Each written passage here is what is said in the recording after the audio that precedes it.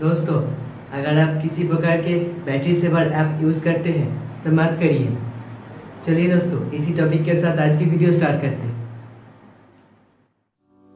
आप सभी को एक बार फिर से स्वागत है मेरे technical news and tips YouTube channel में। दोस्तों, अभी तक मेरे चैनल को सब्सक्राइब नहीं किया है तो प्लीज़ अभी जाके सब्सक्राइब कर देना।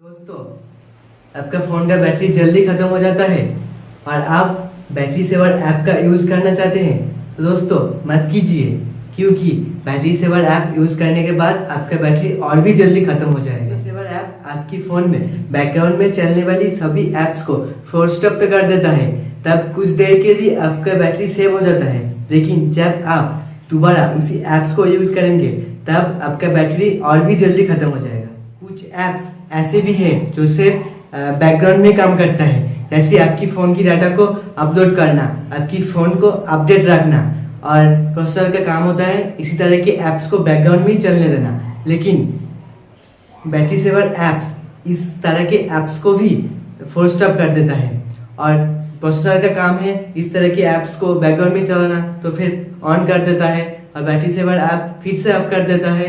लाइफ साइकिल की तरह आपकी फ़ोन में भी कुछ इस तरह काम होता है।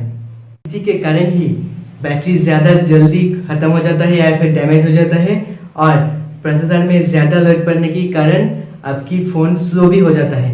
तो आप किसी प्रकार के बैटरी सेवर ऐप मत यूज़ कीजिए। बैकग्राउंड में चलने वाली ऐप्स को बैकग्राउंड में काम करने दीजिए और यूज़ करने वाली ऐप्स को मिनिमाइज करके छोड़ दीजिए, क्लोज मत कीजिए, क्योंकि इससे भी बैटरी डैमेज होता है।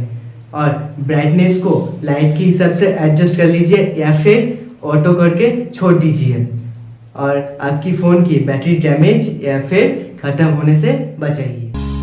Day by day, desperate fight.